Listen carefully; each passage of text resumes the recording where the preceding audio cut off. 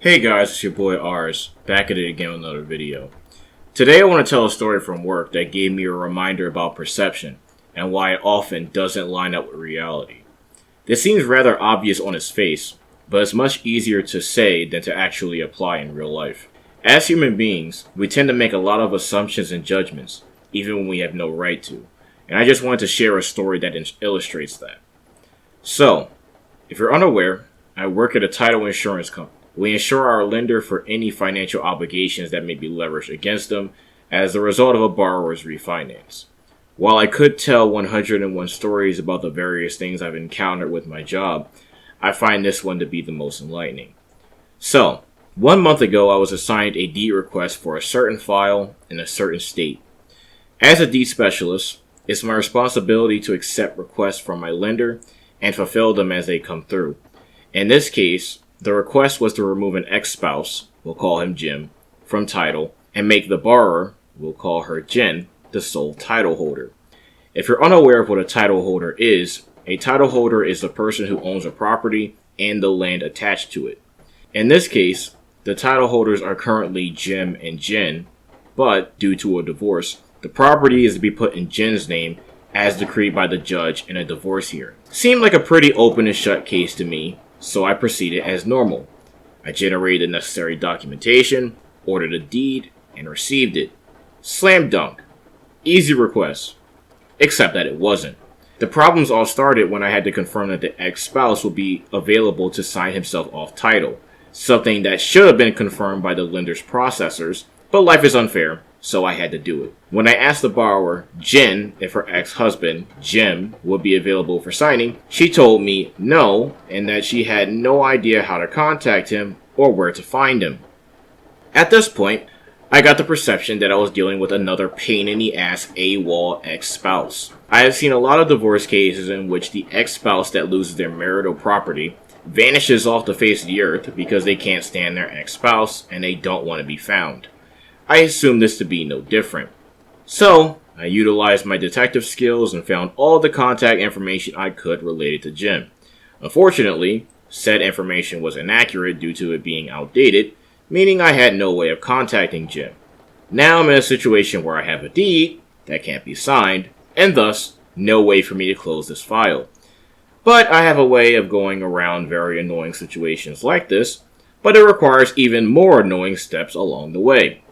So I reach out to the borrower and explain I can't reach Jim and that she needs to grab me a certified copy of her divorce decree in order to remove her ex-spouse from title. A certified copy of a decree can be used, in some cases, to remove a title holder without a deed. So I ask for this, and I wait. Jen sends me a copy of her decree, but it's not a certified version, so I can't use it for insurance purposes. I explain this, and I wait again. Then, 1 week ago, she sends me the phone number of the ex-spouse, the one she supposedly had no idea how to contact, and claims she tracked him down on Facebook. She hasn't gotten around to getting to the courthouse, so she wants me to try and talk to him instead. I try to do so, for a week. He doesn't answer my calls, and he doesn't leave any messages. Now I'm getting particularly annoyed because this guy isn't answering my calls, and he only called me back on a Sunday when I wasn't working. But I double down and call him one last time today. Finally, as the sky was clearing after a month of clouds, he finally answered the phone. I explained who I was and why I was calling. He was well aware of why I was calling. I asked him, "Can you sign this deed if I send it to you?" He refuses this request outright. The reason why Jim wasn't going to sign was because he had no assurance that if he was signed off title, that his name will be removed from the financial obligations related to the property. I tried to assure him that if he was removed from title, he wouldn't have to worry about any financial obligations in regard to this property. That wasn't sufficient, despite the fact that I was, in fact, telling the truth. He then told me some information that I had no idea about for the past month. The first is that the person I was speaking to was a veteran of the Marine Corps.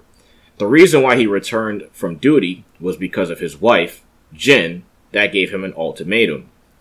He was to either A, leave the Marine Corps and come back home, or B, they would get a divorce. He chose to give up the Marine Corps.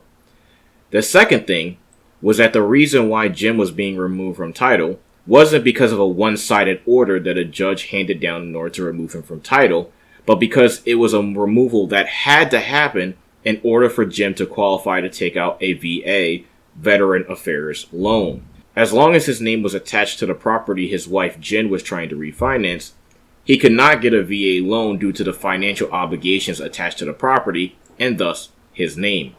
He has been waiting 5 years for her to refinance on the property, as ordered by the decree, so that he could be free of this financial obligation. The reason why he didn't want to just sign himself off a title was because he didn't want his ex-spouse to turn around and try to get access to his VA benefits after acquiring the property, as that would completely screw him over in the future. The third and final thing that he enlightened me on was that Jen could have reached him at any time. When I told him that she had no idea how to reach him, he told me that while he had changed his number, his email has been exactly the same for 6 years now. Not only that, it now made sense to me how she found his number so quick. She could always get in contact with him if she actually tried. She just didn't want to, which led me to run around in circles for a month trying to accommodate someone who could have easily accommodated me.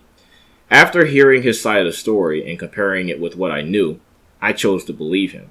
I assured him that I would get his concerns escalated to the right people, and I did exactly that. It really goes to show how different the actual story was from the story I had drawn up in my head. There are always two sides of the story. Try to get both before making any fallacious assumptions. Again, it's much easier to say than to actually apply on a daily basis. Hopefully you learned something from this story. Your boy Ars is out.